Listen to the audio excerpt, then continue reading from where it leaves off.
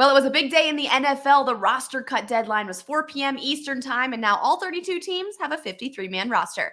I'm Kim Becker. Welcome to Between the Lines, brought to you by E5280 Sports and Lifestyle. Let's dive into the moves that the Denver Broncos made today.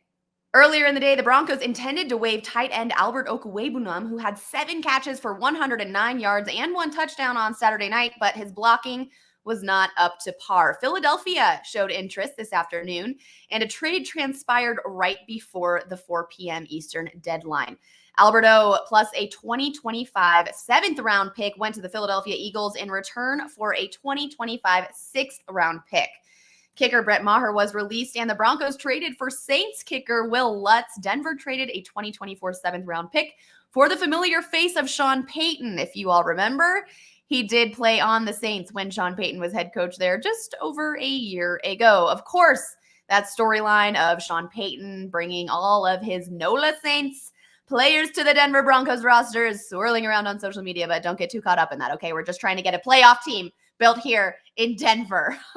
Quarterback Ben DiNucci was waived today. Wide receiver Montrell Washington as well. Defensive lineman Tyler Lancaster was also released. And as most of you know, our beloved, speaking for myself here, not anybody else, wide receiver on the practice squad turned quarterback Kendall Hinton was released a couple of days ago. Of course, that soft spot in most of our hearts during that COVID year when he really took one for the team and was thrown to the wolves. He is now no longer a Denver Bronco. George Paton spoke right at the 4 p.m. deadline about the roster cuts, and he said they feel good about their depth at corner and safety. He also said he and Sean Payton can talk personnel for hours. He loves the draft, free agency.